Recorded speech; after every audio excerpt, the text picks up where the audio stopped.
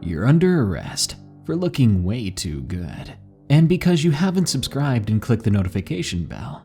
So go on, do it, you beautiful beast. Prison is terrifying. Being locked up in a place with unstable criminals, or heck, even just exploring an abandoned building that was once a prison or jail can be a nightmare. Emotions and conflict can linger long after the ages, leading to hauntings of the most horrifying variety. Today, I've got 5 allegedly true scary prison and jail stories for you, so make sure you abide by the law and don't get yourself locked up, or you'll be living your worst nightmares until the very end. And don't forget, you can send me your scary stories at darknessprevails.org/submit for a chance to have them on this show. A cautionary tale about urban exploration from Jack M. Location, New Jersey. I travel around a lot for work. I was in New Jersey for the absolute least amount of time out of everywhere else, due to reasons I won't discuss here. While in New Jersey, I did what I normally do when I get to another town. Driving around, asking about places of interest. Folks told me the usual, like shopping malls, parks, movie theaters. But nobody really had anything to say when I asked about anything creepy, old, or eerie. It wasn't until the next day at work that I heard about a place that would interest me from one of my coworkers named Bethany.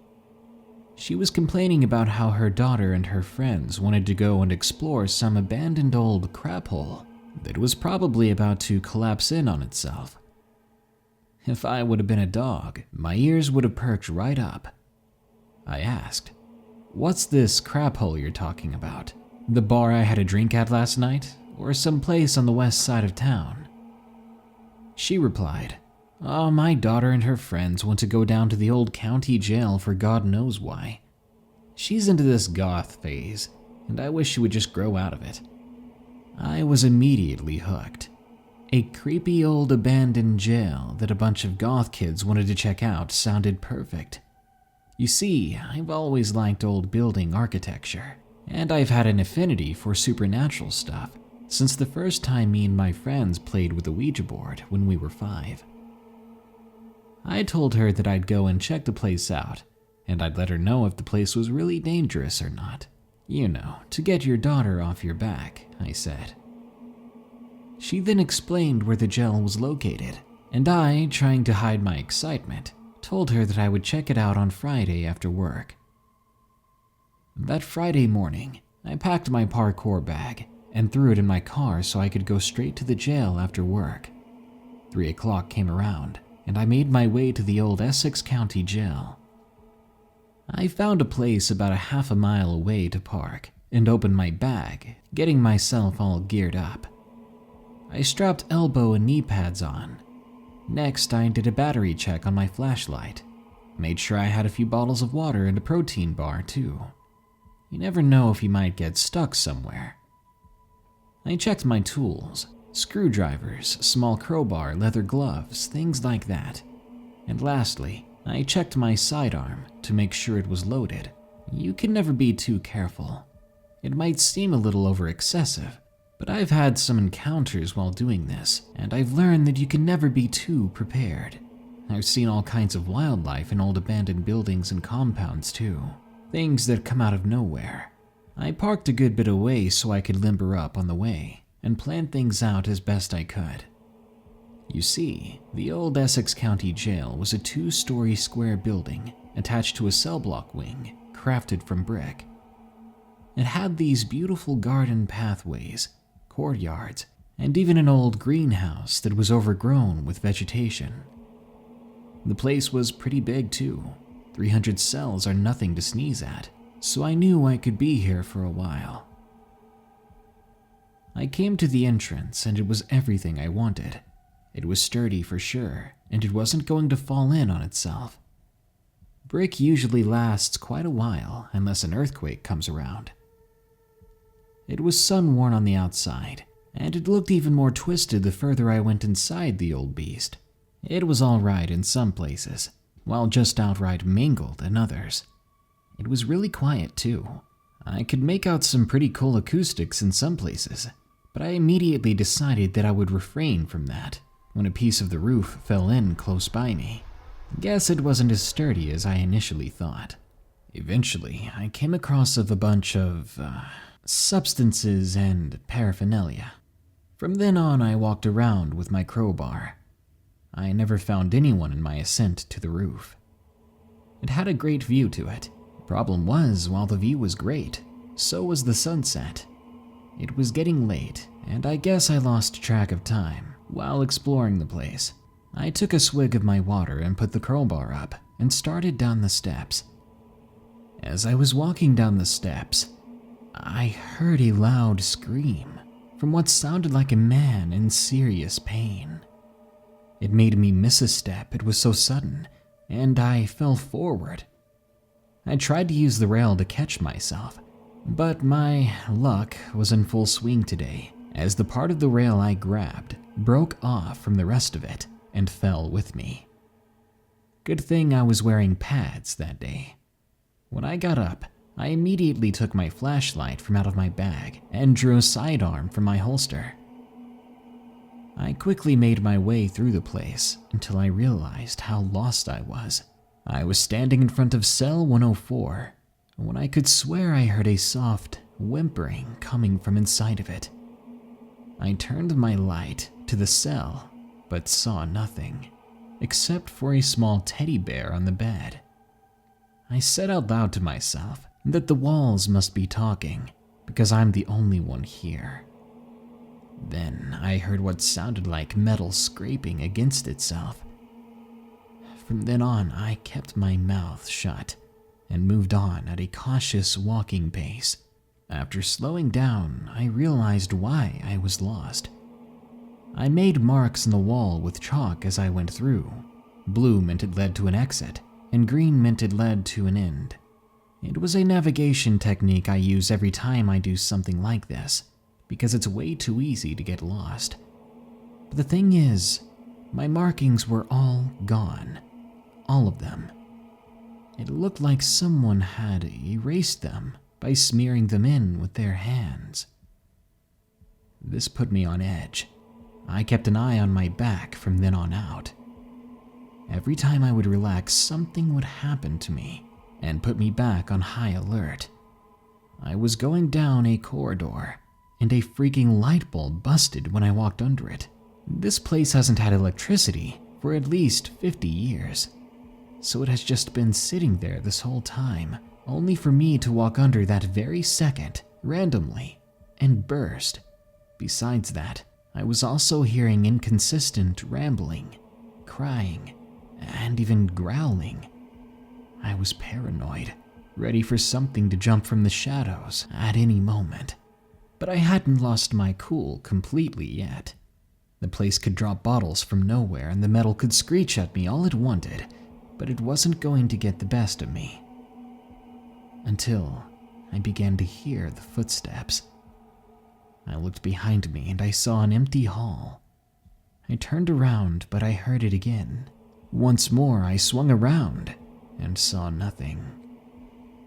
I turned back again, and again it started happening, but now it was picking up speed. I ignored it, but it kept coming closer. I passed a leaky pipe, and it stopped. I felt foolish. Perhaps it was just the leaky pipe I had been hearing. Combine the dripping noise with the acoustics in the building, and you've got one creepy setup. But those don't explain what I felt seconds later. Breathing on my neck. It was soon followed by a raspy whisper saying, "You don't belong." I turned on my heel. There was nothing there. No one there. After I regained my composure, I saw a blue arrow on the wall. I walked to the entrance in complete silence. No more noises. Nothing. I left the building and didn't look back. When I got back to my car, I took a minute to breathe and then drove to Beth's. I knocked on the door and she let me in. I informed them of my encounters at the place, and I recommended they didn't go. Getting lost was easy, and the metal wasn't holding up well. There was glass and stuff all over the floor. The teenager agreed not to go, and her mother was glad about it.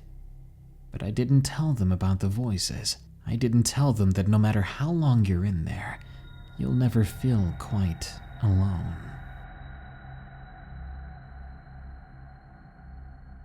A Jail Story from Jonathan M. Location: the East Coast, United States. I'm a corrections officer, and I work in a regional jail on the East Coast. It was on an evening back in September 2017 when this story took place. I had recently received a medical discharge from the Army. I got hired on with the jail shortly after that, and that's where this story takes place. I got to the place at around 4 p.m. that day to start a 12-hour shift working until 4 a.m. It wasn't any different from any other day. I had gotten ready as usual, jumped in my car, and headed to work. I arrived shortly thereafter and headed into the jail, clocking in and going into the locker room. There I changed into my uniform. I then headed into the briefing room to receive information from the previous shifts and to learn where we'd be posted that day.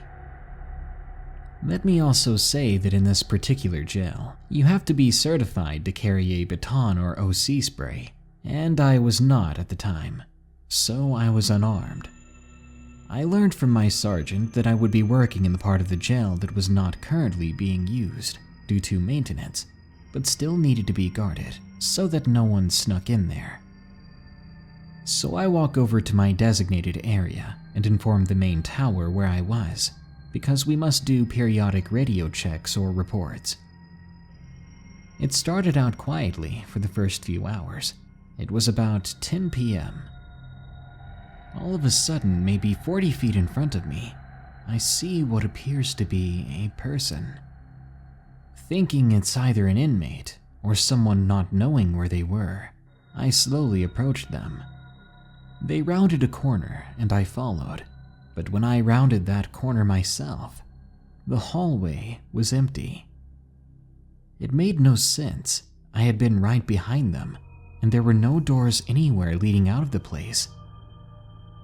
I radioed the tower and asked if there were any workers or anyone down in this area.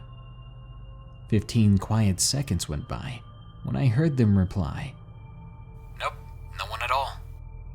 Thinking it could possibly be an inmate, I wasn't too scared, so I asked for a head count of the other inmates. It takes them 30 minutes, but I finally get the information I'm looking for. "All the inmates are accounted for." What could it have been then? No one was supposed to be around here at this time. Just me. At about that time, I see someone again, but this time they're staring at me. They appear to be in their mid-30s, and they're wearing a raggedy jumpsuit and have a long beard. Now I'm sure that it's an inmate. I yell out to them, "What are you doing out of your cell?"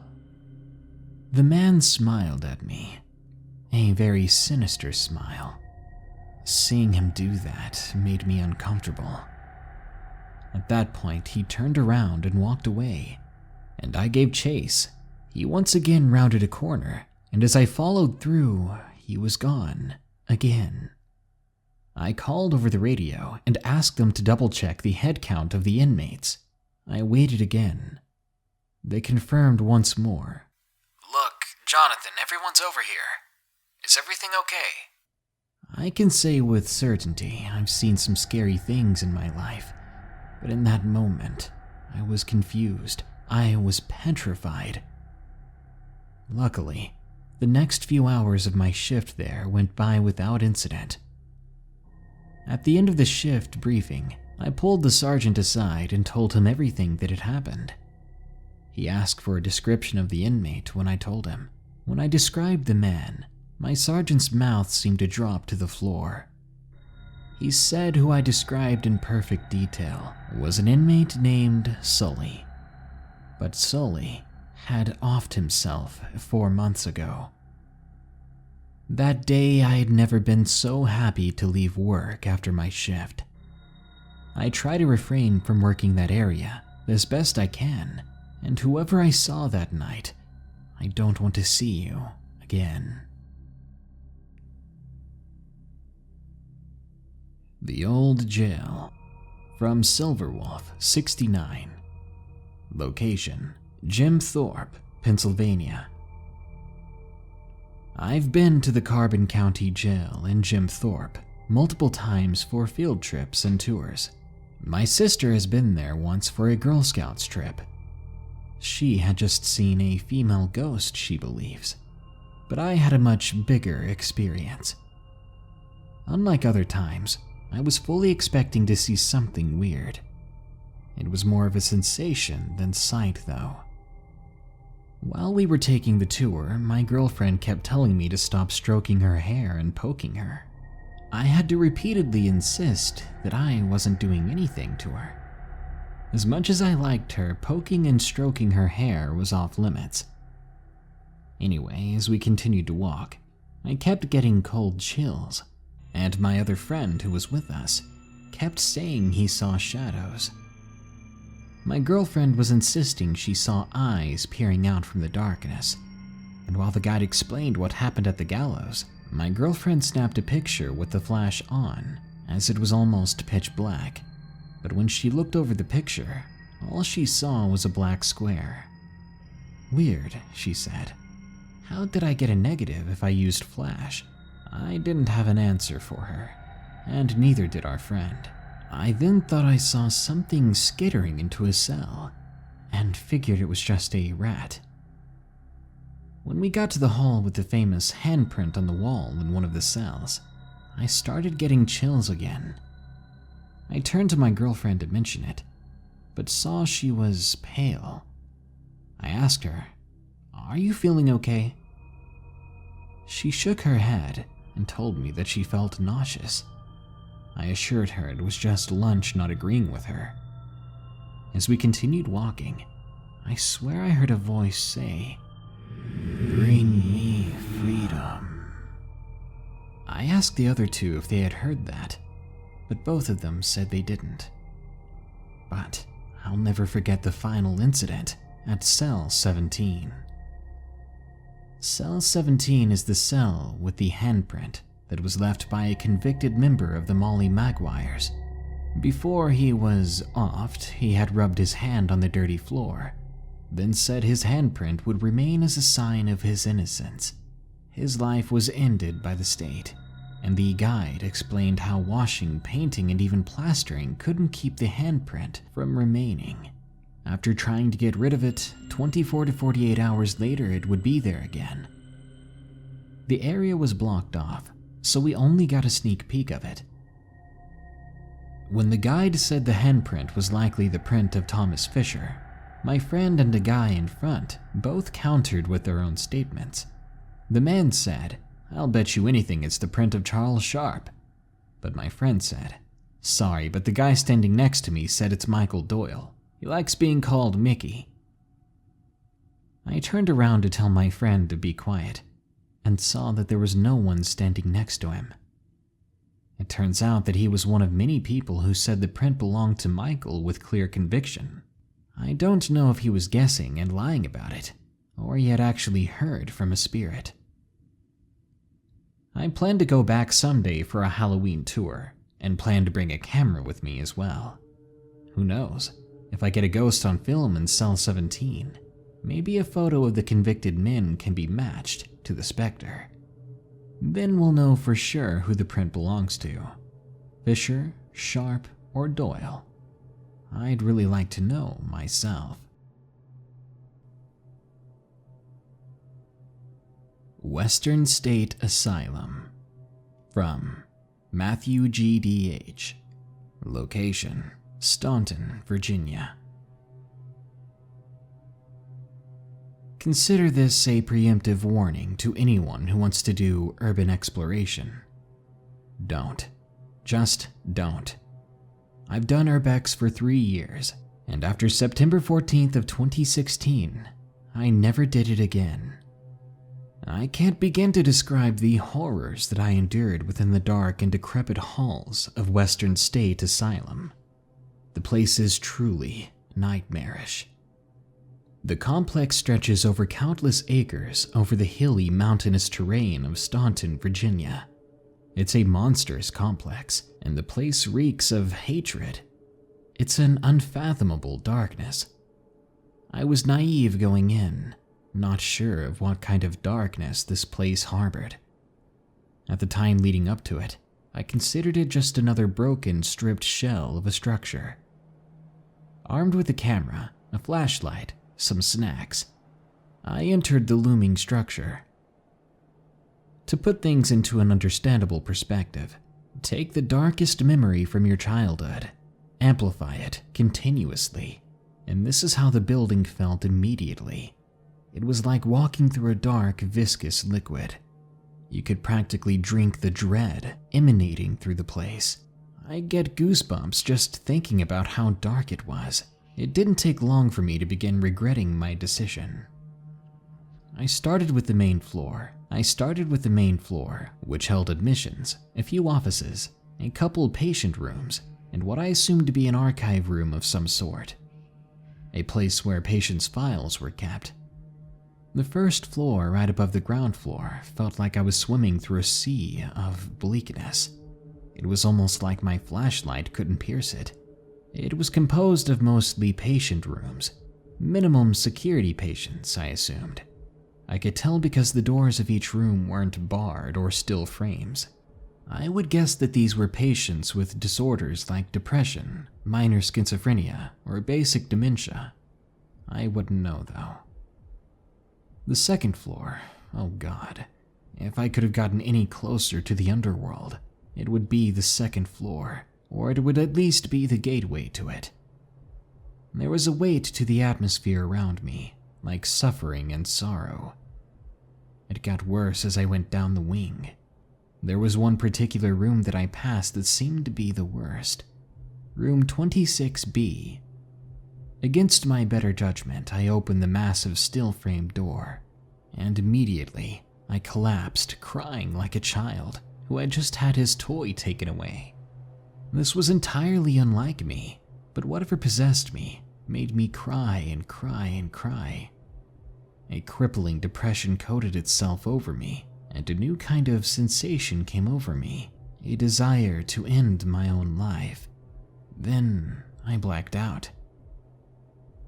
I woke up an unknown amount of time later, curled up tight as a ball on the floor. And I had messed myself. Besides that, I was covered in a mix of dirt, dust, sweat, and tears. I had no idea how long I'd been there. I looked at my watch and saw that it was 2:30 a.m. As I picked myself up, I came to the most terrifying realization. September 16th. I'd been in this asylum for 2 days. That's impossible. My phone was out of juice, as was my flashlight, and the snacks I had brought had been eaten. I looked around warily. I wasn't on the same floor either now. Judging from the room numbers, I was on the 3rd floor, and I was covered in cuts all over my arms. Feeling sick, more terrified than I'd ever been, I picked my broken self up and basically limped to the stairwell to get back to the ground floor. I made my exit from the building, holding myself, mind shattered. I got into my truck and sat down in the driver's seat, and once again I sobbed. This time nothing possessed me to do it. It was just straight up fear, trauma, confusion, and pain. Nothing has or ever did compare to that feeling. When I was ready, I drove away and checked myself into a local hospital, where I was treated for my scratches and wounds. Then, when the doctors saw that the wounds on my arms were self-inflicted, They held me in a padded room for a few hours and contacted my parents, as they had filed a missing persons report days ago. Ever since these events, I've had horrible nightmares, chronic headaches, and bouts of depression so severe that it cripples me. If you ever think you want to go urban exploring, at least hear my story, consider it before going. And if you have to, at the very least, take someone with you before you find yourself waking up in a building after days and realizing that you'll never be the same.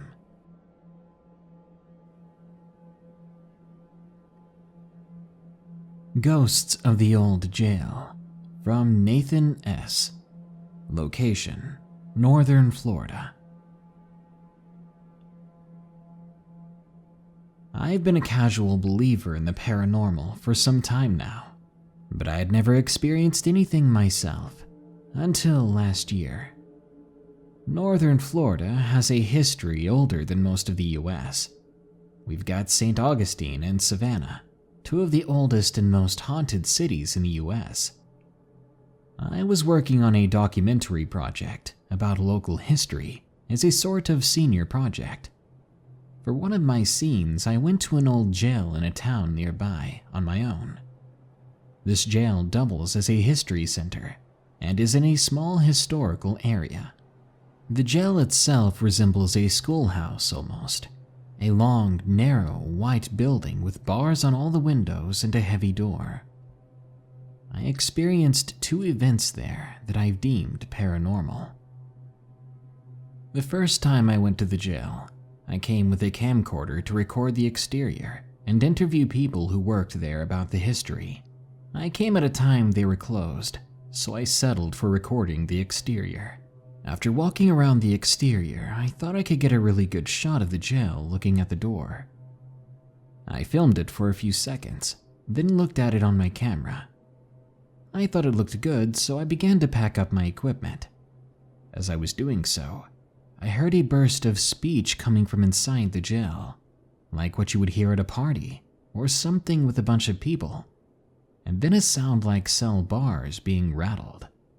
This caught me completely off guard, because I had tried the door and it had been locked, and mine was the only car in the parking lot. I then thought that it could have been a radio from a car driving past, but I was certain it came from inside the jail. I left confused but resolved to return. A few weeks later, I returned to the jail to interview employees for my history documentary. The person I spoke to told me that the jail was in fact haunted, and told me some of her stories, and that it had been featured on some ghost hunting shows. She then asked if I wanted to see the inside of the jail, and you know I accepted that offer. She opened the door for me, and told me I'd have to go inside and explore by myself because she had to help other visitors in the office. A thick wall separated the office from the jail. You had to go outside to go between the two sides. She told me to have fun and to go upstairs if I wanted to see the maximum security part. Inside the jail was a small room, like an office booking room. There was a doorway to the left and right, and I chose to go to the left. In the left was a small landing with stairs going up to the second floor, with a corridor running parallel to these stairs. There was a room with an open door along the corridor. I set up my tripod and filmed a few scenes to voice over. After I finished this, I took my camera and made to go upstairs, when a few things happened at once. People often say that during paranormal encounters, they frequently feel feelings of paranoia or outright fear. For me, it wasn't immediate, but I started feeling a slow, crawling feeling of dread. About halfway up the flight of stairs, this sensation grew until I felt threatened. I slowly walked back down, feeling I should tread carefully. I was not welcome upstairs, and I wasn't going to push whatever was giving me such dread. At the bottom again, I felt uneasy still, but I wanted to get one more shot of the jail. Before I could do this, however, the open door in the corridor next to the stairs slowly began to close on its own. At that point, I was done. In lieu of walking, I practically leapt to the door leading outside.